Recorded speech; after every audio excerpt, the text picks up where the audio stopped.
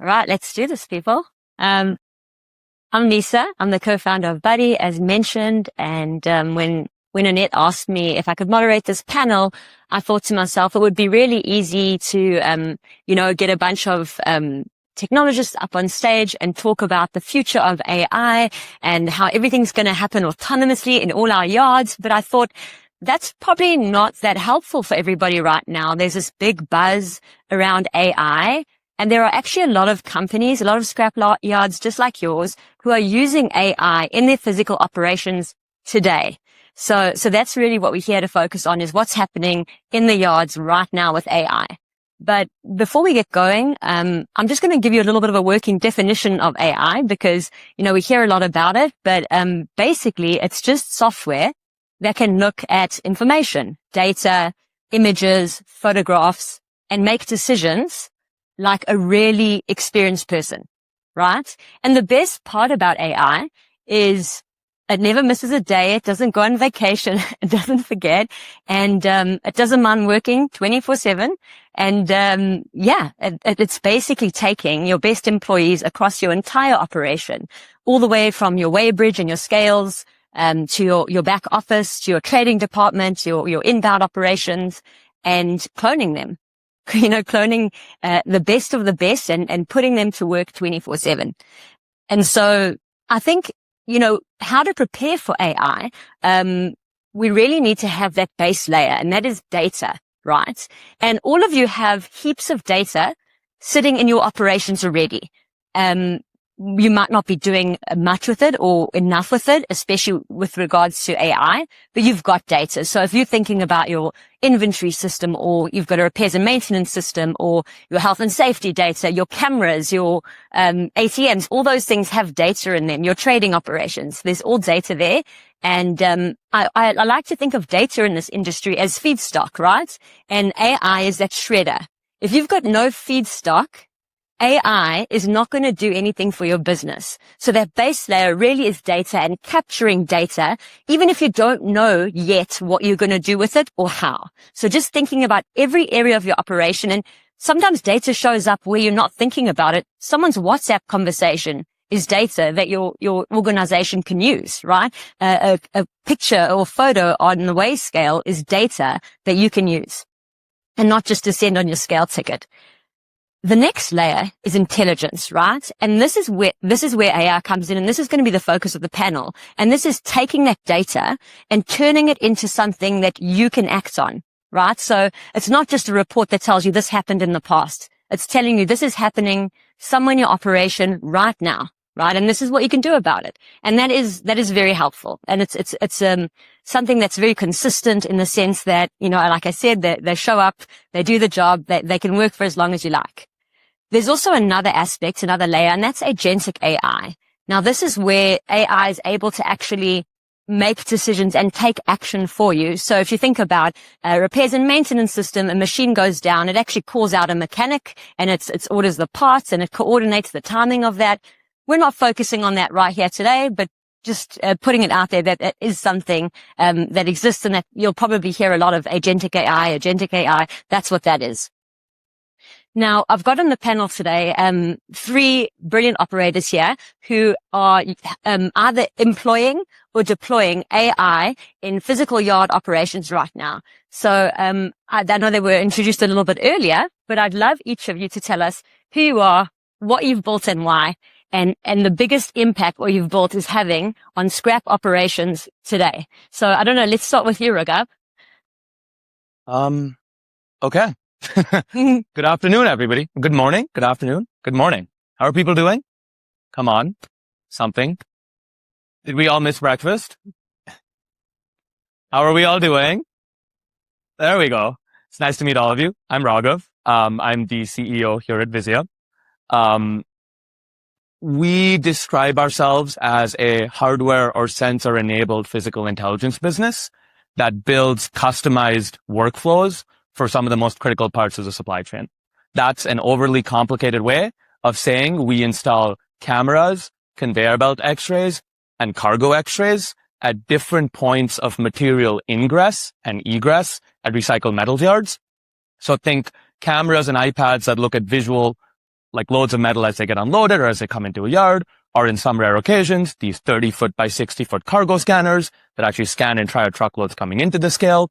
And on occasion, we deploy systems sort of downstream in other parts of the facility to actually physically automate end-to-end critical workflows at the facility. So this looks like, for example, talking to somebody's scale house, figuring out the composition of metal coming into the yard, and automatically recognizing when there's grounds for deduction at a facility based on the composition of the metal and what the scale house says. Or it's the autonomous detection of stuff like lithium batteries, gas tanks, acetylene tanks, and sort of other dangerous items as they come into the yard, unshreddable objects, and making sure we're able to alert the right people on site to help respond to them, remove them, and ideally mitigate, significant operational risk and chaos that ends up being caused on site. So we've been around for close to 4 years now.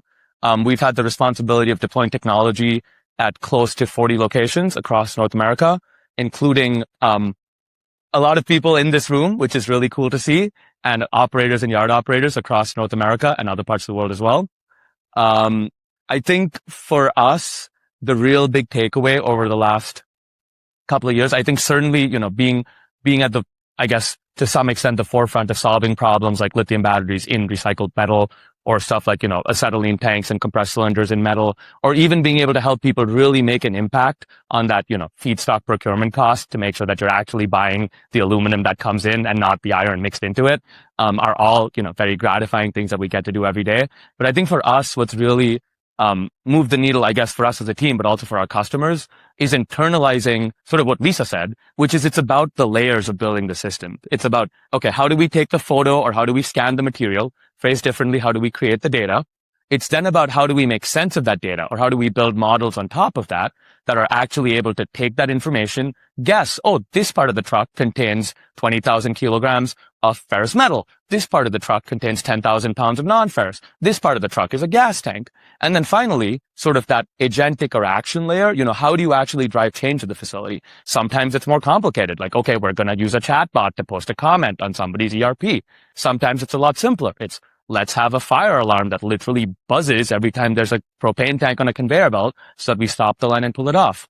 But I think for us, the real learning curve has been around, how do you work closely with operators to actually make sure that you don't just build solutions, but you build solutions that are curated to their operations and actually curated to their facilities.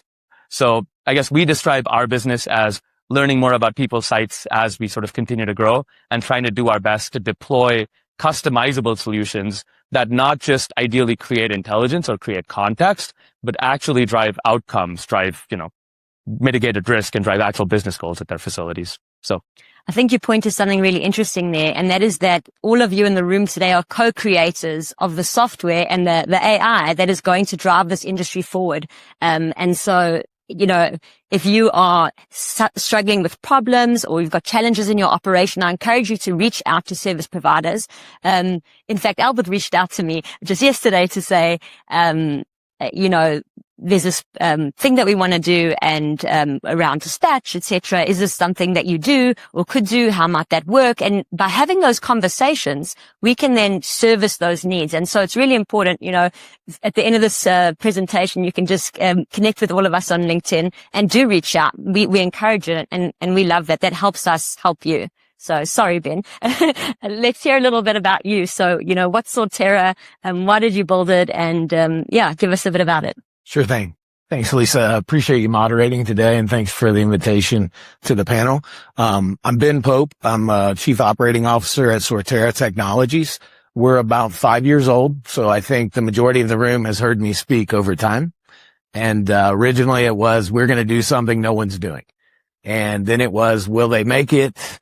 Can they raise money? Can they do those things? What Sortera has proven is that there is an interest of outside recycling money in the problems that we all solve every day.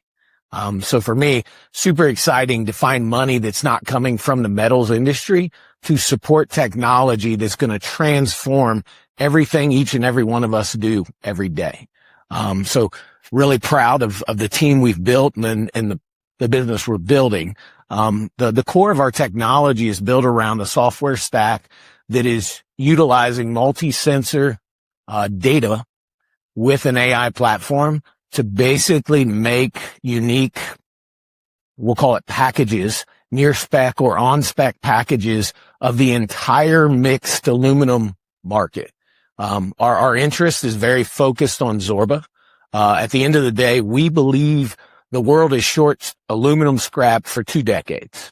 So that means the rest of my career is going to be spent identifying how do we take each piece and get the most value out of each piece. So when you think about Sortera, think about the word transparency. The problem with mixed metals is no one really knows what's in the pile. What we know is if we melt a truckload, we generally know what twitch from supplier A, B, C, and D looks like. So you know how much copper, how much silicon, those types of things you need to add to make your customers' requirements. What we're doing is separating each of those piles based on distribution and creating what I would call high volume benefit so we can reduce the need for those hardeners and other things. So when you think about us, just imagine we're a little 2-site company today, but 5 years ago we were a dream, right? So you're going to see us looking to build more and more facilities in the United States over the next couple years. But we value the supply and the consumption side, and we are inserting what we believe is the gap in the value stream. So today you shred material, that business is ran under a ferrous mindset, meaning steel drives it. But in our case, we want to focus on the non-ferrous opportunity, upgrade the short material, and help reduce energy costs as well as make competitive products for consumers in the market. But thank you, Lisa. For those of you that don't know, Sortera has its own facilities. They're not here trying to sell you anything today. If anything, you're probably trying to buy some Zorba. For sure. Yeah. And I think what's really, fascinating about what we chatted about is that transparency, of that spec. We sell and move a lot of Zorba on Buddy. We export a lot of Zorba. And the question that we get time and again is, okay, but what's your spec?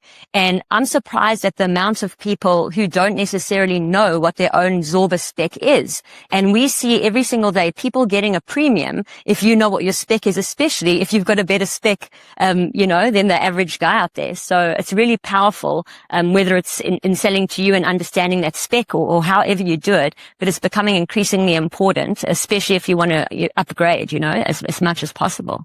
Yeah, totally agree. And, I think this panel is all about data. So you have data on the inbound side, you have data in your process. That's ultimately what we're doing, right? We're taking piece by piece analysis, and we can tell a supplier what they do that's valuable to me. So historically, we buy off of an index, this room. The reality is there's better suppliers, there's worse suppliers. I want to reward the people that are helping the industry. So regardless of what the index is, I want to pay you for your value, and I want to help you if you're on the lower end, how you can make more money, right? That's how we utilize our data to help the room as well as just upgrade products. And I mean, Ben, money talks, right? So I 100%. think, having a commercial incentive there, it's not technology for technology's sake. Agreed. Now, if you follow the dollars, you'll always end up where we need to be, generally speaking. Yeah. That's how we think about the business. Michael, do you want to tell us a bit about EYERIDE? Absolutely. Thank you, Lisa, for having me, and a great panel over here. And thank you guys for joining us in this conversation, because this conversation take us to the future. So Michael Wiegler, I'm the CEO of EYERIDE, and we have a mission to do predictive, intelligent, and proactive security for your fleet. All the yellow big equipment or off the road, drivers that you have, operators in the yards, and how we can make your yard more secure. And more secure not from a thief, actually from operators they are our friend. They're working for us. They're operating the machine. And how we can make the yard more secure with understanding a couple of very important parts of operation. When we sitting or we monitoring all those drivers and all the machines with multiple cameras, pretty much an orchestra of sensors and cameras together. And we can monitor your best drivers and your worst driver. And we try to collect data from your best drivers and teach the drivers that need some help, the operators that need some help. Where is a hot spot in my yard? Where is dangerous area? How can I avoid the next accident or incident before it's happened?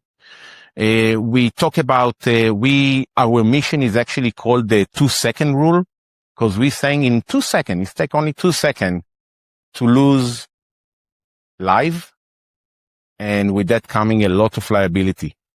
So we really trying to secure your yards and making sure that in the end of the day, you have better operation, reduce your liability, and we do it all with amazing thing that probably a few years ago, if I would sit here and tell you, guys, you can secure your yard by predictive intelligence, most of you are going to say, the guy is out of his mind.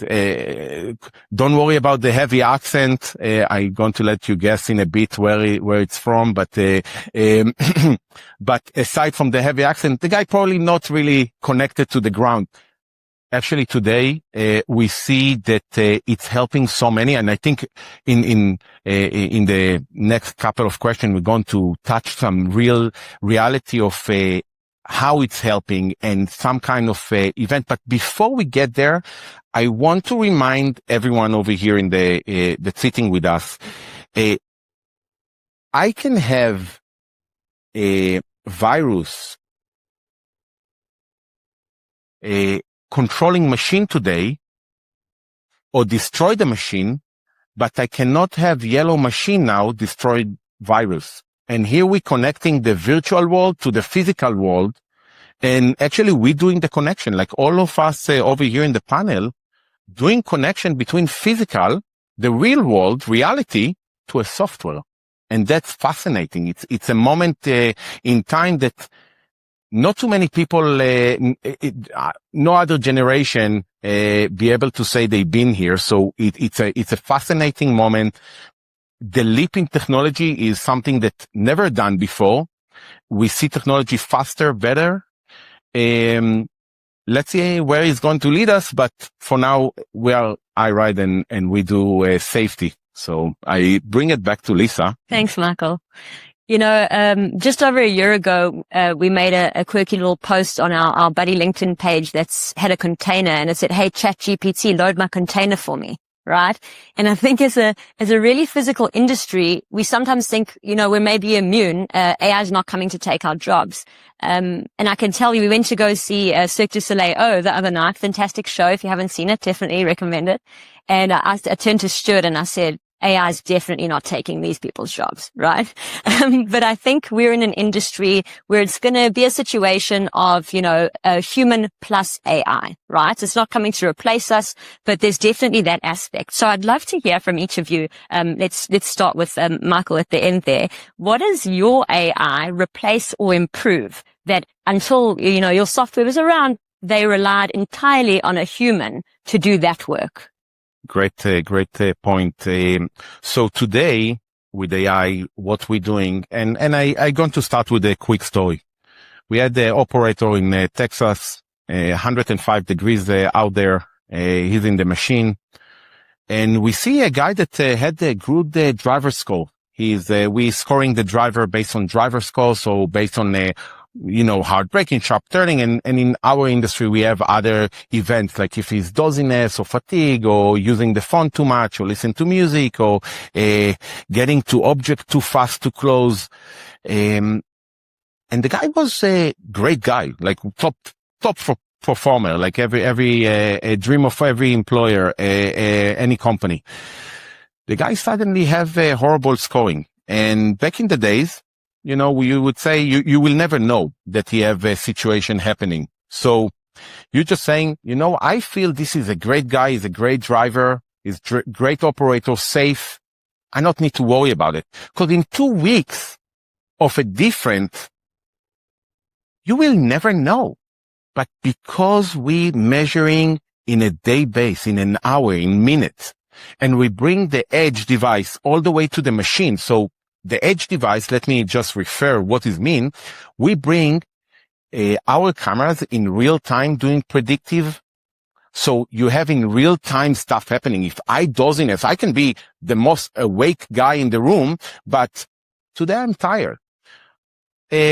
So continue with the story. The safety guy see like few days of bad behavior, calling him, telling him, hey, come to the room for a second, and say, I'm not sure what's going on. I see like the past 2 weeks, the past week, you're not acting the same. You have a lot of very aggressive, critical safety issues. And the guy said, listen, I had a newborn baby 3 weeks ago. I'm not sleeping. I start in the yard at 4 o'clock in the morning, and I couple of days didn't sleep. So everything clear up. We understand that the guy need maybe to start in a different hours, and they arrange it between them. But the beautiful part, they didn't get to liability, because the liability will cost too much. So you have multi-millions dollars of liability. Now we just have operation clarity, because we see the scoring and we understand the event. Now, events are great, but we bring it to the edge. And what is mean to the edge?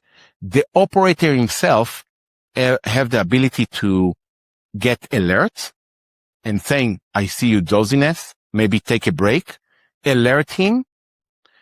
And this way, actually, nothing happened. We didn't get to critical event, but we have enough events to be able to get this guy back on his feet in the right way. And that's a success story. So it's basically like having your own AI guardian angel coaching, sitting in the cab with you. That's fantastic. That's great. What about you, Raghav? How is your technology replacing or improving what a human would be doing in a normal operation? Give us an example there. Yeah, it's a funny one, because I think so I guess for a little bit of context for those that don't know me, so I'm 26. I went to college and studied applied math and computer science for 4 years. So I think sort of like you'd expect someone that studied math and computer science to think. And one of the things that I think the two things that took me by immense surprise when I started working with a lot of our yard customers is there's so much what I would describe as legendary ability locked up in a select subset of your operations with people that would love to transfer to other people you work with, but it's really, really hard to teach them. I don't know how many of you, probably a lot of you, are involved with buying metal. Probably a lot of you can think of 1 or 2 buyers that can look at a pile and tell you exactly what's in the pile, and then another 6 buyers that you hope, wish, and pray were exactly like the first 1 or 2 buyers. And so that's a really interesting trend, right? Because how do you actually bring people to that sort of equivalent level of empowerment or performance or standardization to be able to do the same things the same way? The second thing we learned is no 2 yards buy metal the exact same way. Everybody has their own 50-page long grading guide, and everybody's grading guide is quite nuanced to the geography they live in, how they buy commodities, how they process commodities, how all that stuff works. And so when we decided back in 2022 that we were going to go help operators of large, auto shredder, and oftentimes the yards around the auto shredder yards procure metal, a big question became, okay, how do we actually multiply the effort going on when people grade metal at the scale today?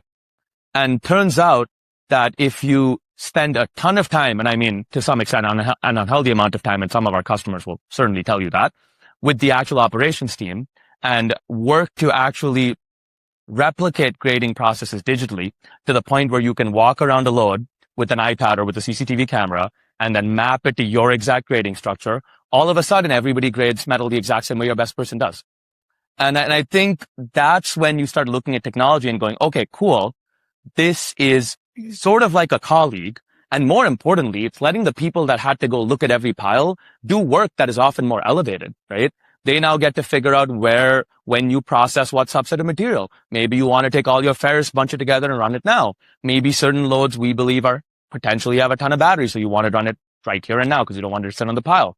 And so you end up not only seeing, at least we've not only seen folks be able to sort of go, hey, yeah, I can grade like that guy that often yells at me, but now I can do it as well as he can. But it's also, hey, now I can spend my time looking at all this information and making decisions based on it, right? where do I go talk to somebody because they're sending me bad metal? But also, where do I go sort of reorient the way I'm going to process my feedstock to make sure that we all get to go home at 5 p.m. and we've all recovered everything we want to recover?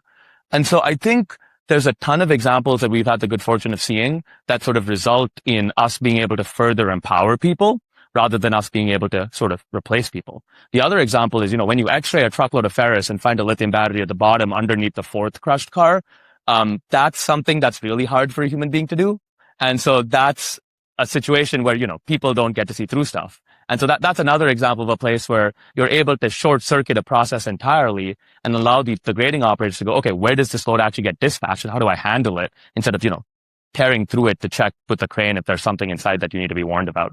So I think there's a lot of different ways you can build force multiplication, as I like to call it, but it really comes down to spending time with the operation, understanding what you guys do on the day-to-day today, down to the actual, comment you leave on the Scalehouse software to figure out exactly how you manage your deductions, and then seeing what it takes to close that loop from start to finish. It takes time, but when you get there, it's fun.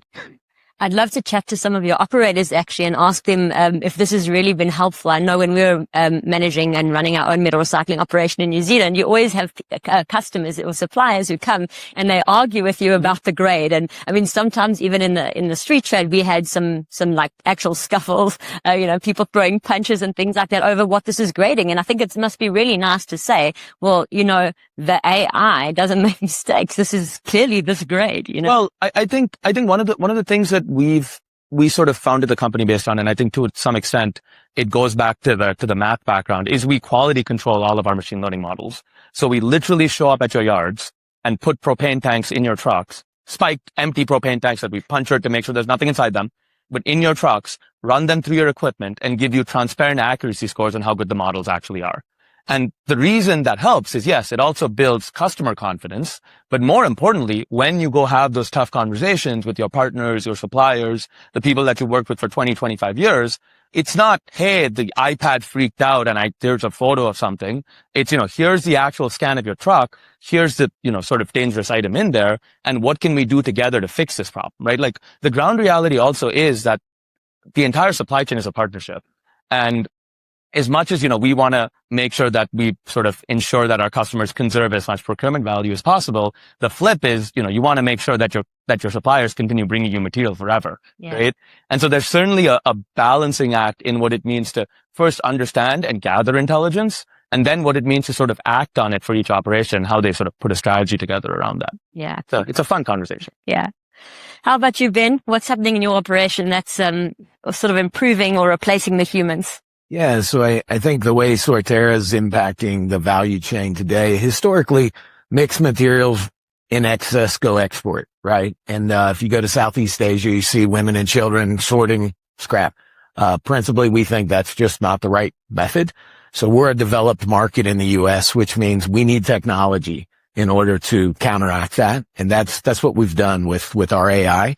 So I think Raghav made a really important point. When you think about AI, think about ever learning, right? Tomorrow's better than today. That is the mindset that's coming to our industry. And that's what this technology can do for everyone in the room. So I think understanding that's really important. Historically, my 25 years in aluminum has been, well, I can go buy some technology, but that technology only has one capability, right? It's fixed. If I want to upgrade, I have to buy another technology. The way Sortera is approaching the market is we've designed our own equipment. We have our own software team, our own data analytics team. We're building everything internally. And what that allows us to do is to understand that lack of transparency. So I know who is my best supplier. I know who is my best customer. And I can show them more value than the average person in the industry. And so I think when you think about AI, it's super important to remember this only gets better with good data. So I don't want you to leave the room thinking it's as simple as, well, I just plug in data and everything's fine. If you put bad data in, you will get bad data out. So we focus our technology on owning the entire problem of sorting mixed materials. The industry right now, from my vantage point, is solving a portion of the problem. The mills are great customers. They're doing really important things, but it's important to know that there's a die-cast industry on the other side of the transaction that's being, I want to say neglected, but their pie was really big and it's shrinking every day because there is a finite amount of scrap. Energy costs are at record highs, which means making aluminum is not a target. So data centers are taking this energy at a much higher premium. So recycling, especially in aluminum, is pivotal to the future. And that's how Sortera is using AI to help solve some of that problem. Amazing. Now, let's talk about it really practically here. So, in a scrapyard, material arrives in, you buy it on the scale, you process it, you ship it out. But what actually happens, Raghav, when a truck pulls up to the facility? Talk me through, there's some hardware, there's some software, what the operator's doing. What actually happens with that load if you're using Visia? Yeah. And so I think the sort of first thing to keep in mind about what we do as a business is there is no one single product. So everybody does not get the same thing. And that is by design. A large operator of what I would describe as an auto shredder or a mega shredder does not have the time to spread material out on an unloading area with a crane to help visually inspect if there is an unshreddable or a propane tank because the next 4 trucks have already arrived and somebody's upset.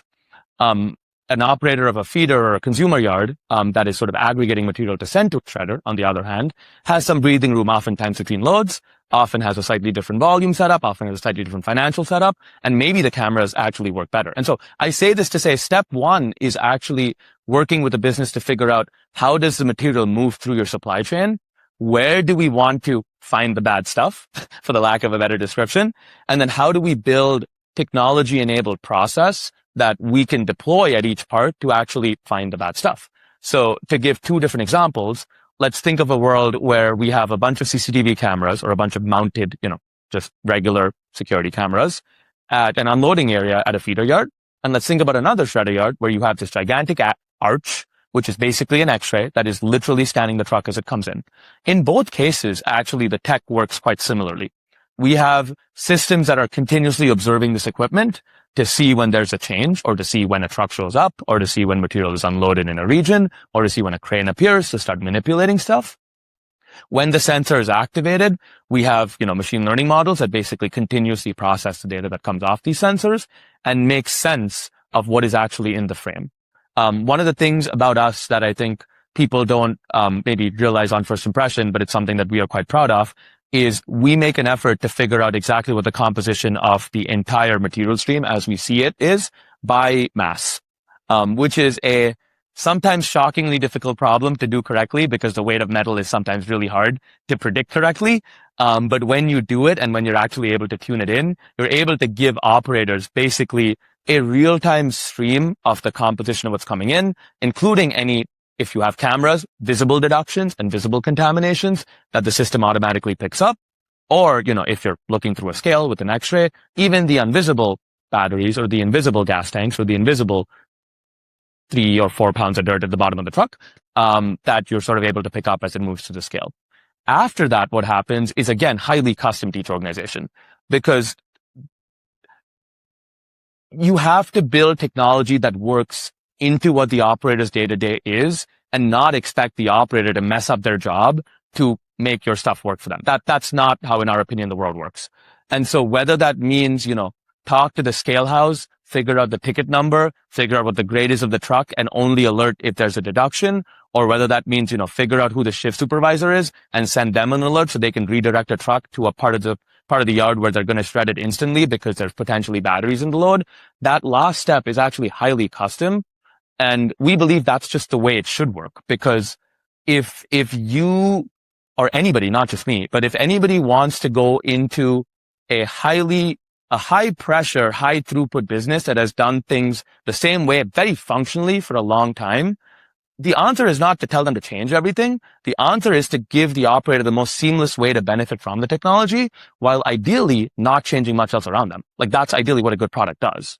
And so we try our best to not just position the hardware in places that are convenient, right? So what does it mean to scan before the scale? What does it mean to scan after the scale? Where is the deduction most relevant?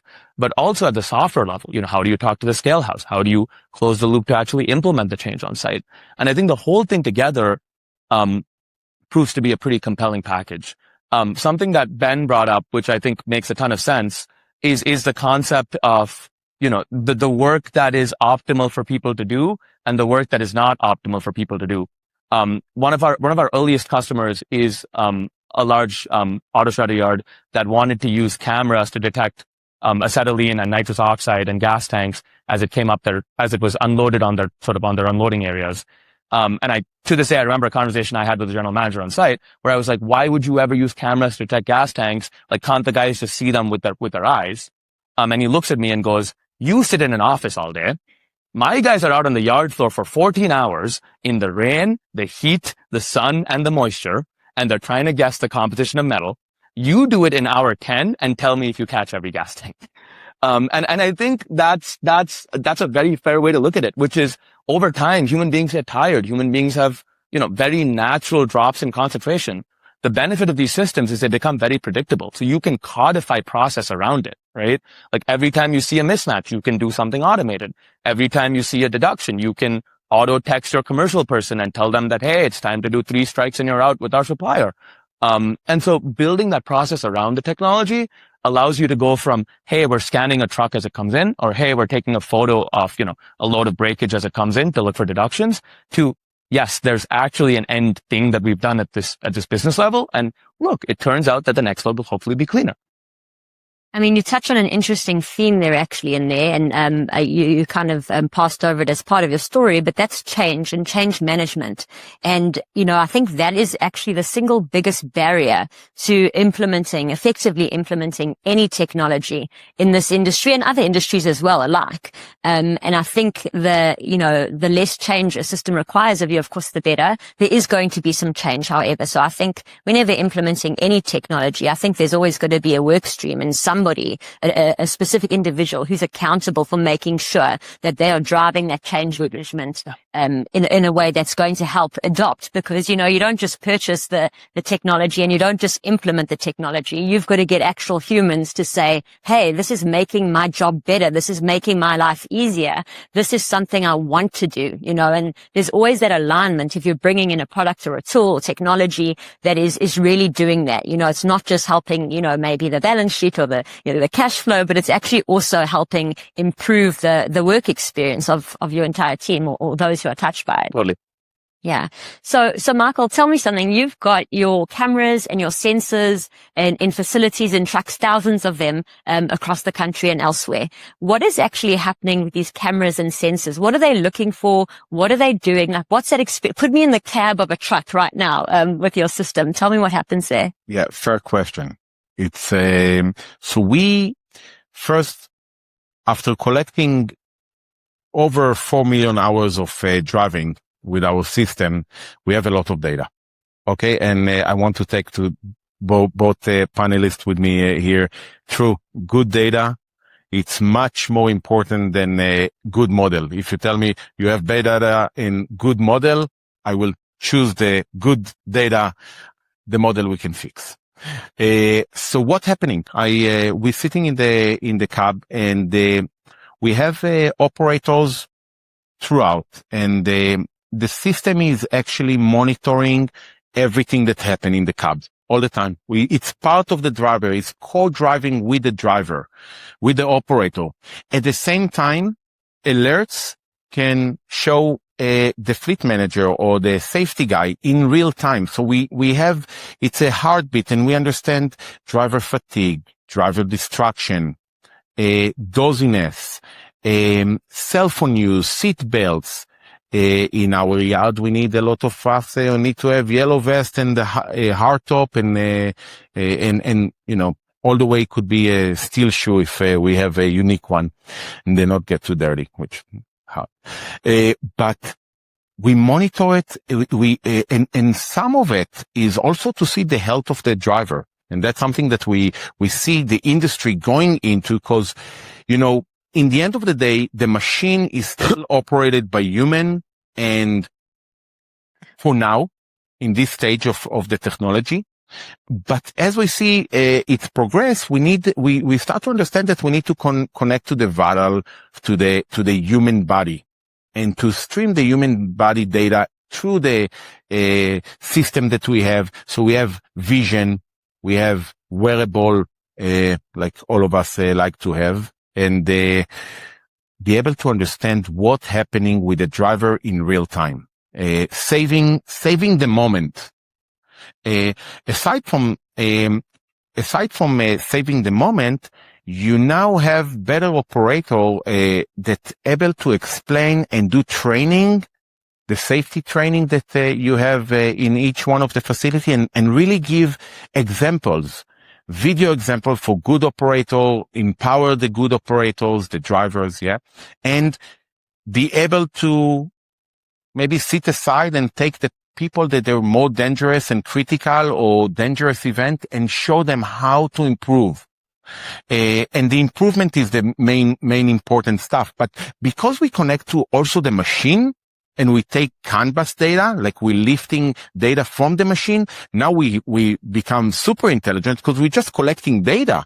But because we're collecting data, good data from the machine, and able to digest it with AI, with the models that we created, now we have the ability to understand, oh yeah, this guy have a bit rougher driving with this machine because maybe the brake system, and now we're touching maintenance. So we have 4 pillars. We call 4 pillars that really identify how we can preserve everything or make everything good. So safety and security.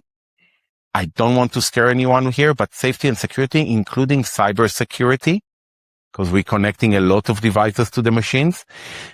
Efficiency, to run efficient fleet. I don't want to have my fleet, my driver driving a metal from one side of the yard to the left and back to the right and back to the left, and to organize what he's doing in the best way.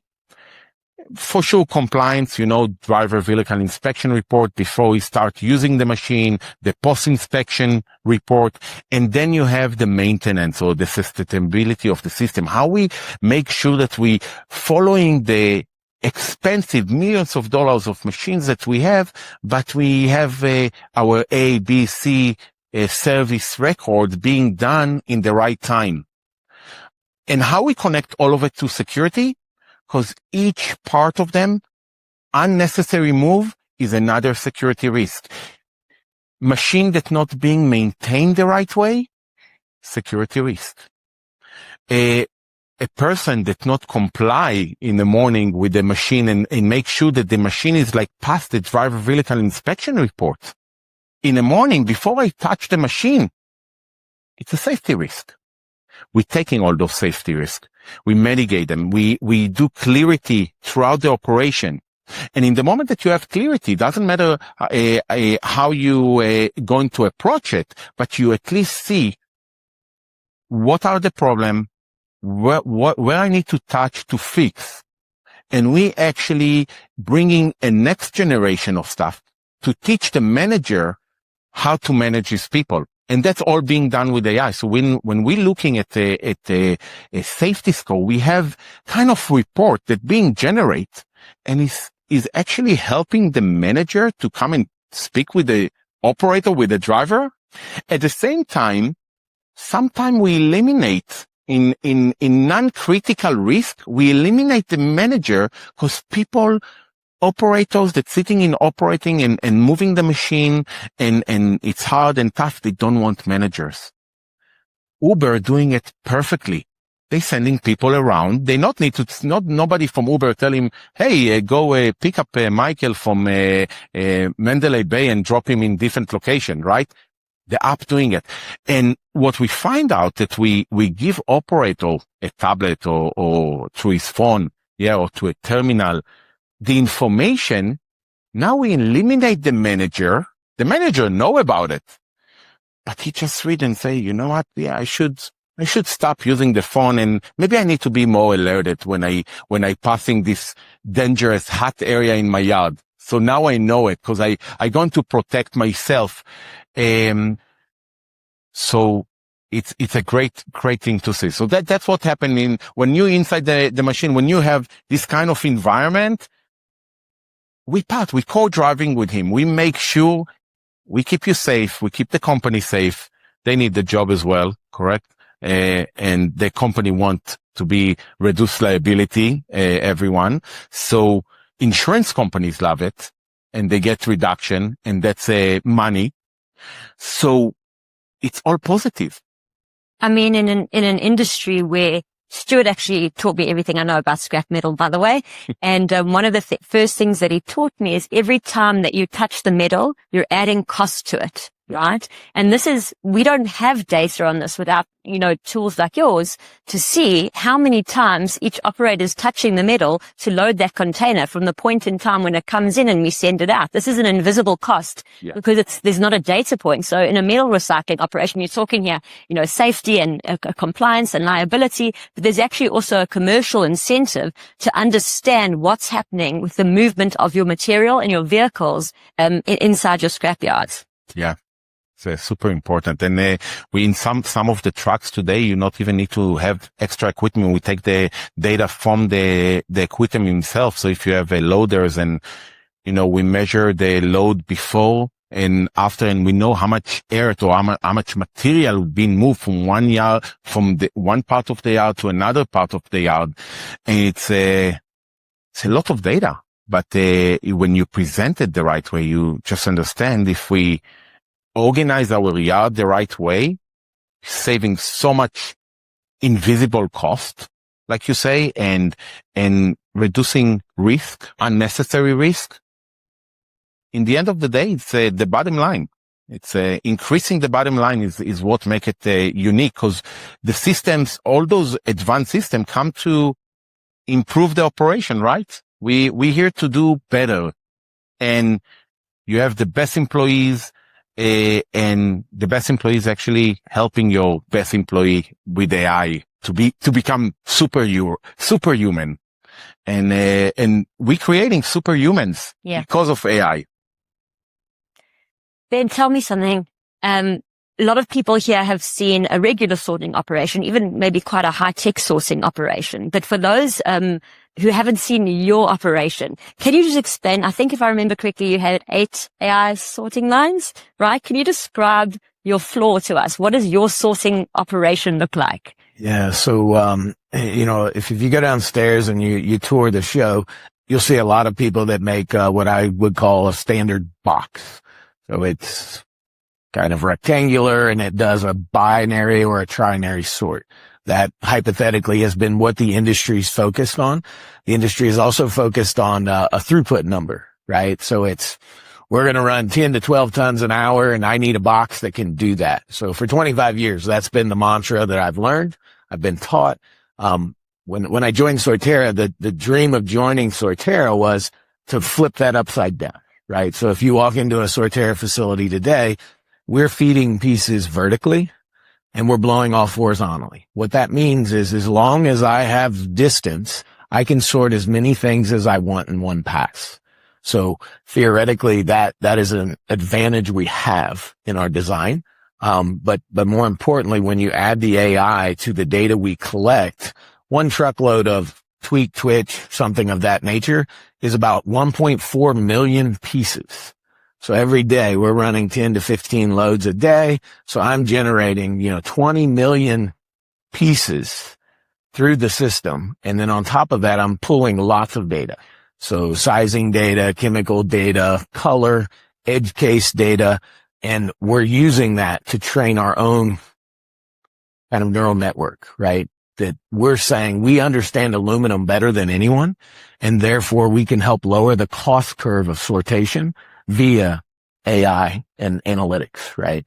So, just think vertically, we're feeding lots of pieces and we're blowing off. So if I want to create 10 different sorted packages, I can do that in one pass. And that's how to better think about what Sortera looks like. If it isn't painfully obvious to everybody, it will be in the next 20 seconds. I'm a big fan of how Sortera runs their operations.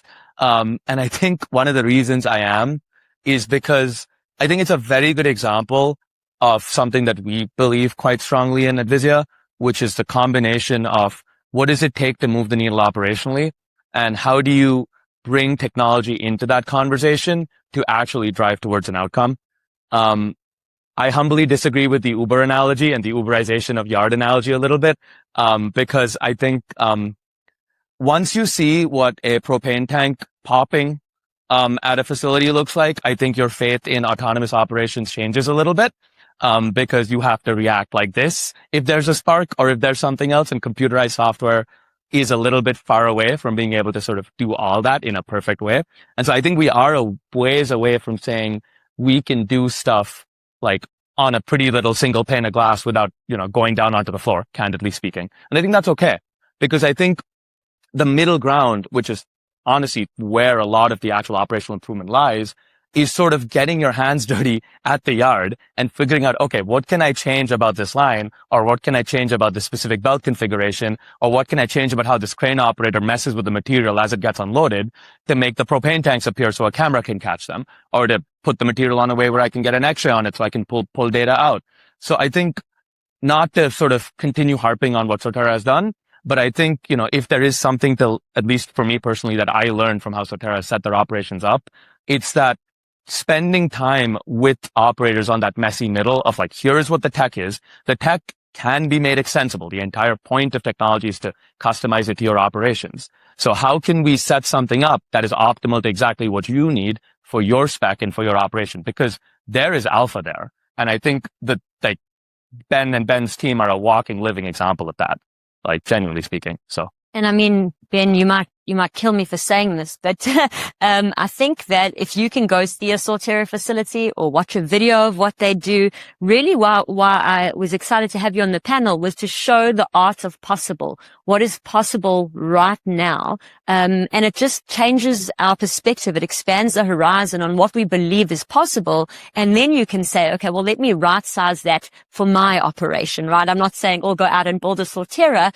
but just knowing it's like the 4-minute mile, right? I don't know if you know the story, but no one could break that 4-minute mile for I don't know how many years. And as soon as one person broke that 4-minute mile, everybody started doing it. It's just that belief in this is possible right now, and then understanding, well, what's possible for me and our operation. And I think it's really exciting as if you're an owner operator or somebody, who's in charge of making things happen, to be a part of this wave of technology and, not just taking a wait and see approach and start investigating and start exploring and seeing what are other people doing. And that's one of the beauties of scrap, I think, is that it's hyper local, right? You're not competing with the guy, in the next state, especially not the other end of the coast, for example. And so going to other operators and saying, hey, what are you doing? How are you sorting? What sort of, material intelligence or physical intelligence or safety intelligence are you using? It's just so important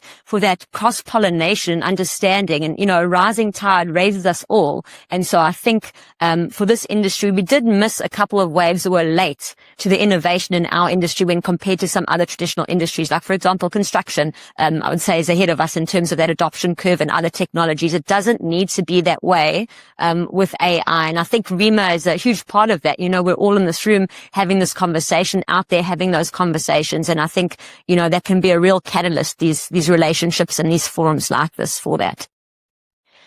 Raghav, you speak about having these propane tanks and I often come back to this, a fire in a scrapyard it's the last thing that you want, right? But the nature of scrap that's coming in is constantly changing. And, these operations are growing, maybe more material coming in. And I think people will be shocked how many, tanks or batteries get through that they don't even know about. We only know about the ones that cause the fire, right? So what are you actually seeing, with your software? And what is the worst thing that your system has actually caught and or prevented?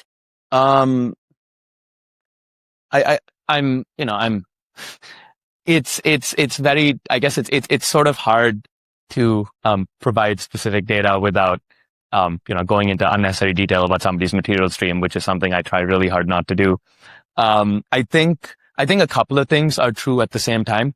I think, it is certainly true that there is more unpredictability in material streams than people may realize.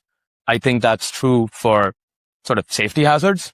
I think that is also true for non-metallics in ferrous scrap, or that's also true for iron in aluminum. That's also true for any kind of sort of contamination or any kind of quality control problem in what is genuinely a procurement relationship where two sides are trying to get the best deal in something. Let's all be real.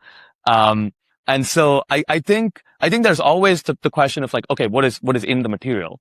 And I think we certainly see, like, we see batteries every day. We see batteries every day in trucks. We see batteries every day on conveyor belts. We see propane tanks every day on conveyor belts. One of our first engineers who actually runs our machine learning team is there. And he and I both get text-based alerts every time any of our customers see anything in any of their facilities, because we did it for the first ever customer. And now we're on like 41. And so my phone is basically going off like 24/7 with like gas tanks and batteries and random things, including probably right now. And so that's certainly something that we see a lot of. But I think what's really been interesting is sort of tackling that problem head on with the yards we work with, right? So now what? Yes, we put up this camera, or we put up this x-ray, or we put up this something else. Well, shucks. There isn't 4 batteries, or there isn't 4 gas tanks. There's 10. There's 30. There's 25. Now what do? We're not going to stop the line 24/7 because we have, reality to contend with. With some of the deductions, we might go talk to our friends and see what we can do. But oftentimes it's actually less about the like we tried really hard not to put statistics on the number of batteries we see in trucks, because I believe it's fear mongering to try and push sales, which I think is a really stupid thing. Pardon my French. I think what is a lot more productive is saying, okay, cool. What do we do if we believe that there are batteries in a load of recycled metal? It is impractical to dig through the load, obviously, because how are we going to find the thing? So we have to embrace what it takes to solve this problem end to end. Are we comfortable saying every load that has a battery is a hot load? And are we comfortable saying every hot load gets shredded the second it comes in? And, keep the fire extinguisher and everything else. But everybody here that runs a yard knows that one of the best things you can do if you think there's fire risk is get the metal through and process it, because then it's extinguished. So we certainly see batteries in the tens. We certainly see dirt in the tens of pounds in some trucks. I think the funniest sort of thing we've ever seen is the front of a boat at a large waste energy customer. So literally this was a facility in Florida, and the front of a speedboat showed up and entered into the waste energy funnel and was sort of stuck on the top. That was pretty funny. Because we looked at it on the camera and I thought I was sleep deprived and I was hallucinating, but it was actually a boat. So I think that's certainly the most ridiculous. But I think when it comes to sort of what we end up seeing on our systems, I try really hard to sort of tell people that yes, you will always see more bad things than you expect. I think my first learning in life 4 years into a professional career is expect the worst and then plan for even worse than that. And that there's no exception for contamination in your metal. And so what is the plan when it's worse? What's the plan when it's more than 5 batteries? What's the plan when it's more than 5 propane tanks? And how do we, again, spend as much time on the ground with the operators we physically possibly can over the period before the pressure's on and, the gigantic x-rays at the yard to figure out what all these moving pieces might look like. And frankly, to work through that 3-month messy middle, because it does exist and it's not always straightforward. And sometimes it takes time, and sometimes we don't, sometimes we get deductions wrong on day 1 and we basically stay at the yard until day 30 until it works, and then we go home and we're happy. And so sometimes things are complicated, but I think it's about solving the problem end to end. And it's about embracing that no matter how many batteries we think are here, or no matter how much non-metallic material we think is in the truck, it's probably going to be worse. And so now what? How do we actually embrace that? And how do we actually solve the problem? I think is where we've seen people benefit. Michael, I know you've seen some interesting things in your camera in those over 4 million hours of, heavy industry data. Can you also, when we spoke before the panels, told me a little bit about, some of the near misses that you've had. Can you tell us about a specific moment where your systems caught something that could have really ended very differently? I have a lot of horror stories. Okay. As somebody that see a lot of videos and the system alive. I think the worst one, maybe it's in a collection of a restaurant. It was commercial collection, so it's not exactly recycling, but a waste collection. Some of us, in between. And, at a cold night, in one of the northern cities in the United States, or cold night or early morning, I mean. Yeah, early morning, come to pick up waste, and you dropping into the hopper, you dropping waste, and you see a person sleeping. And because you have the ability to see the hopper, understand what's happening, what we take, like 30 seconds to compress the guy into pieces. So it's amazing to be able to save life with understanding of objects and items. It's much harder if he was in between hot and continues to sleep, but probably was a homeless guy on this and that was sleeping inside the waste, and it was hot because the food coming out of the restaurant is hot, and that's horrible one.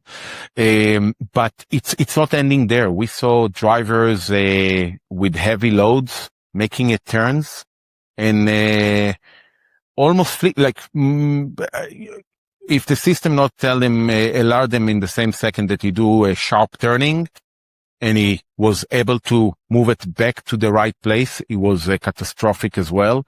So many of those events. Like I really can, I think the panel not going to be long enough to go over every type of event. But again, I'm going to bring us back to the beginning soon enough, because we have the ability to have the 2 second before event and the holistic view of those machines. When we have multiple sensors and the cameras, now we have holistic view, and our brain as a human cannot process everything the same way. We not have such a good situational awareness the same way that the machine doing.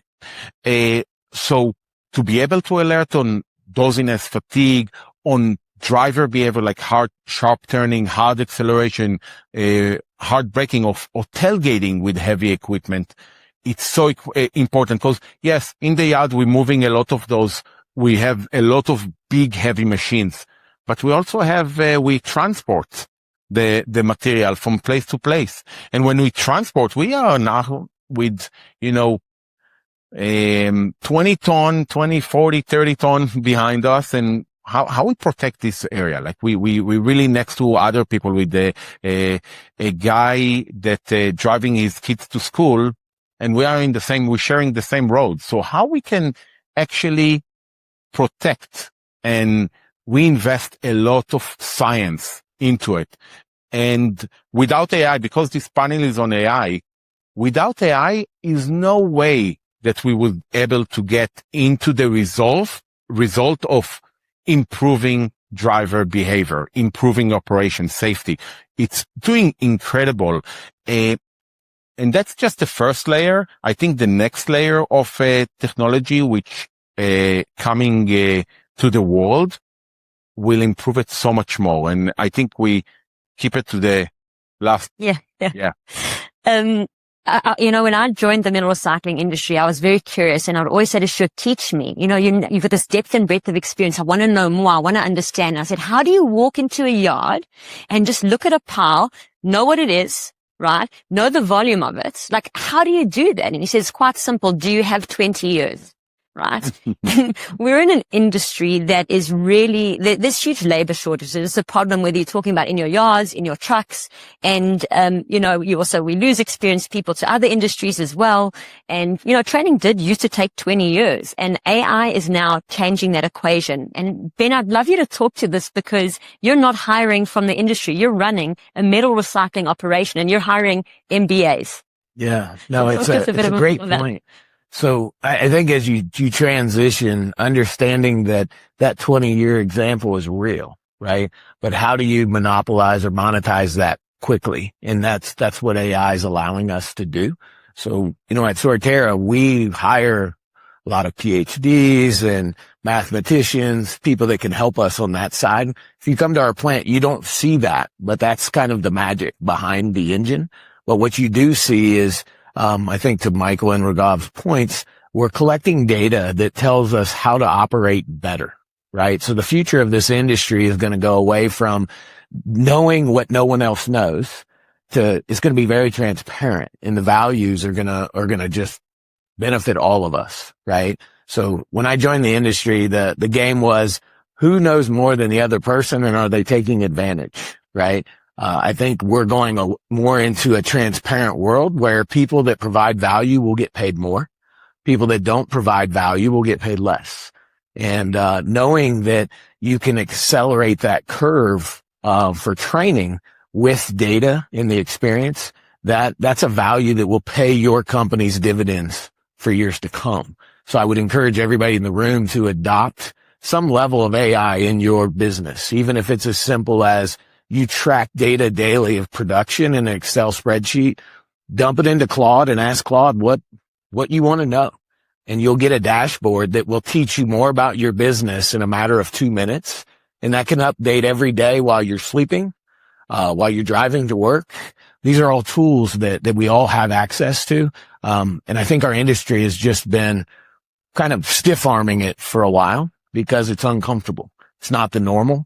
But I would totally encourage everyone in the room to start to adopt some level of this in your business, and you'll see and feel dividends for moons to come, I think. I mean, I think that can also really help an operator on the buy side, right? Very much. You know, it helps them understand the commercial value of what they're buying from a particular customer as well. And I know that's something, a mismatch between the buy and the sell side, you know, and so that can be really helpful in protecting your margins. Yeah, definitely so. And it also helps your communication with your supply and your customer, right? So we all get a claim one way or the other, and you're like, well, how did I get this claim? I don't think those pictures are my material. I mean, we've all played this game, right? And eventually you're like, I got that picture from those guys a year ago, right? And you start tracking that down. All of that goes away with more transparency. And, I think to your point, we can capture more value. As processors of metal, none of us are trying to hurt our customer, right? We're actually trying to do the right thing. But as we bring in new people, maybe in a role at the yard, the product maybe declines in value, but you're not aware of it because you can't see it. You're not touching every piece of your business. That's the value in this transparency. And I think we can get to where the people that are investing in their businesses should get paid more. I mean, that's the whole point of the investment. So Sortera is priding itself in being able to know who's our better suppliers. Why do we value what they're doing? And even regional content. So all of us know there are seasonalities of where you start to see lawnmowers in the spring, right? Your yard's growing. You got to go start the mower. It doesn't start. So you junk it or whatever. That seasonality, our customers don't understand that on the, we'll say, metal product side. They just know they need scrap and they need it to be high quality. So this is where all that data comes back and hits your bottom line directly. Absolutely. I want to add to Ben. Sure. Ben, we just a couple of minutes before the panel, we talk about it that yes, the industry really, if it's not broken, don't fix it kind of mentality. And it's not mean that introducing investing in new AI going to break it. It's going to empower it. Like that's why, we have a body over here that's like connecting between operators and be able to do a share or clear room. Correct? You bring clarity into the sorting. Vista the same way. Yeah, we bring clearance and EYERIDE safety and clearance between like clarity into the entire operation. So here we have an ecosystem that actually each one of us improving the operation, make it better. And yes, some of the operators, for 30 years is working the same, and the Excel sheet can take any kind of information, or we look at the index and we choose through the index what we're going to and how much we're going to pay. But stuff changing, the world changing. And if whoever not going to grab it now, we lose it. I always saying technology is like climbing a mountain with a soccer ball. If you try to climb the mountain with soccer ball and you're not going to hit the ball will go back. And we in point of the world that we have to push forward. We have to empower to do better, more clarity, better systems, more organizational structure, clarity. We cannot have a block, people that can block us in our organization because I have 20 years of experience, for example, because that's like now we have a stopper. But what happens if I want to have more facilities grow? And here, Ben, your system is a system. It's a system that, know how to do, sort the stuff, conveyor, and make it simple. So you can hire people out of the industry, bring them into the industry, and they have SOPs that be able to help them now. For sure, we see it in every operation, in a lot of industries. We talk about like construction, correct? So construction in mining, we see a good movement through AI with autonomous vehicles that moving. It's time for the industry. Metal recycling is huge and have to adapt new technology because it will go away if we not do it now. I mean, that's a really good point, Michael. The time really is now, right? And so before we go into the questions, I think each of us just wants to leave you with what is one thing that you can do when you leave this room and you go back to your operation on Monday. If you haven't started adopting AI, what is the one thing that you can do? And, definitely from my side, what I would say there is capture data. So again, thanks, Stu. You got a lot of mentions here, but one thing he's always taught me is you lose and you make money at the scale, right? That's where you make your money. And so, understanding the buy and the supplies, buy and the sales price, there's more to it. There's a lot of data there that's not being captured. There's other areas, and that's obviously what we do at Buddies. We help you capture that data. Again, you've got a shredder. You can't do anything without that data. But there's other areas of operation. You might be, in the yard. You might be in the trading. Wherever you are in your operation, think about the pain points that you have and think about the data that exists and really press yourself because, the data, like I said, with us is sitting in a WhatsApp. It's in a phone call. It's sitting in someone's memory from, having a conversation with someone at ReMA. How can you capture that? You might not have the answer to how, but if you could wave a magic wand, what would you capture? I think I'd say start there and then think about, are there systems that exist? Let's be honest, if you're a metal recycling operation, you're not really in the business of developing your own systems necessarily. Who can help me with this? Or who can I pick up a phone and ask, how can we have technology help us solve this? So that would be my piece of advice. I feel like I might get gripe from the panel for saying this. My advice would be to go to work on Monday and proceed with your day as if nothing has changed and do absolutely nothing until you are able to sit and internalize what the 3 or 4 most valuable operational changes you can make at your facility are, and then work down from what you need to do that. I'm going to say a couple of things that maybe won't rub everybody the right way. I think you look at construction, you look at mining, you look at logistics. Yes, there are lots of companies that do lots of AI.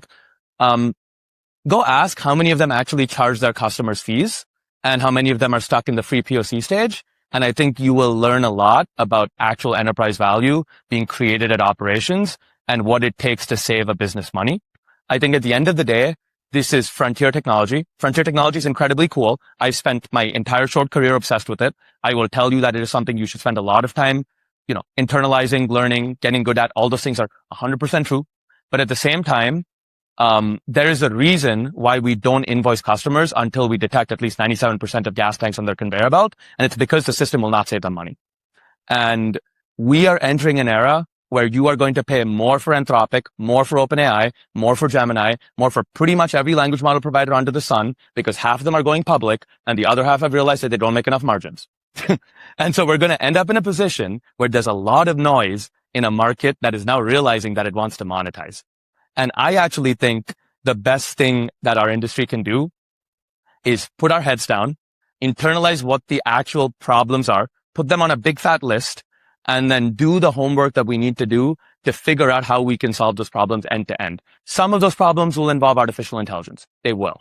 I would like to advocate that a lot of those problems will involve artificial intelligence. Some of them will not. Some of them will involve throwing pizza parties every Friday at the end of work to make sure that the best grader doesn't leave. So in turn, they can QC people like me to make sure that I do my job, right? Like there's an incredible human element to this that I think sometimes we forget because the technology is cool, the technology is exciting, or everybody's talking about the technology. And so I think if I were to leave you with something, it's actually take a breather and actually just spend time focusing on where the operational pain is. And then you will hear of people solving operational problems that create value because it's our job to solve operational problems that create value. And it's our job to either have your friends or have yourselves say nice things about us. So you will find us and it's on us to be found. But I think there is a massive time sink that goes into messing around with these tools.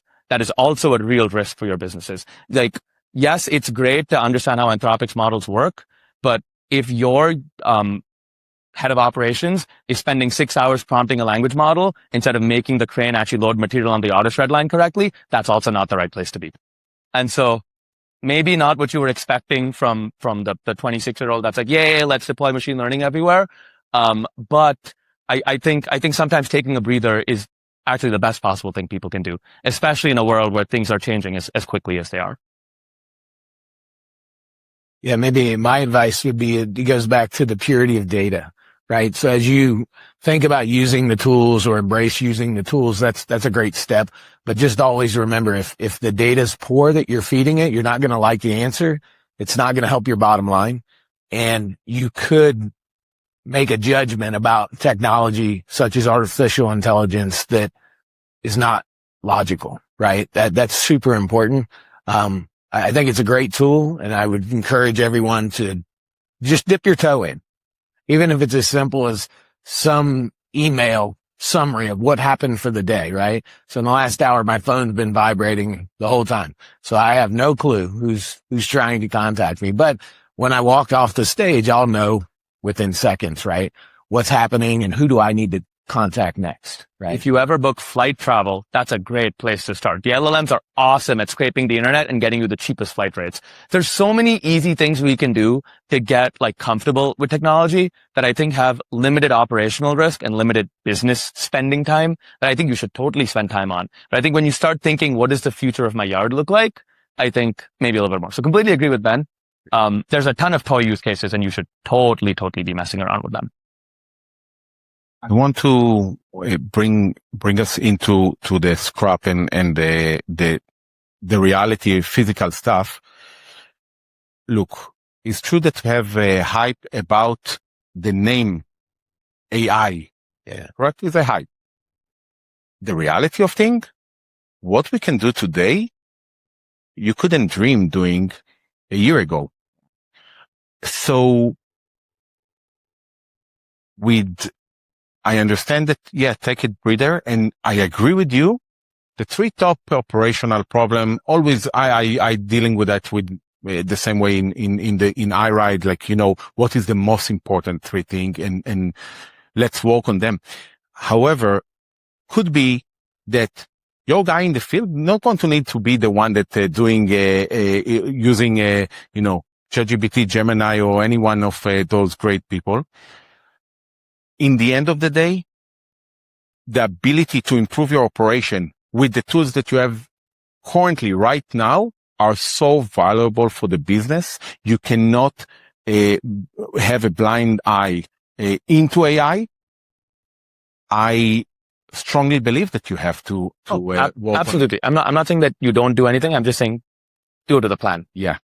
Guys, Correct. we're actually at time, so we'll be available afterwards if anyone wants to ask us any questions. But I just wanted to say thank you, Michael, Ben, Raghav, for your time today and for sharing so generously all your stories and what it is that you're building. And thanks everybody for spending your morning here. Thank you, Lisa from Body.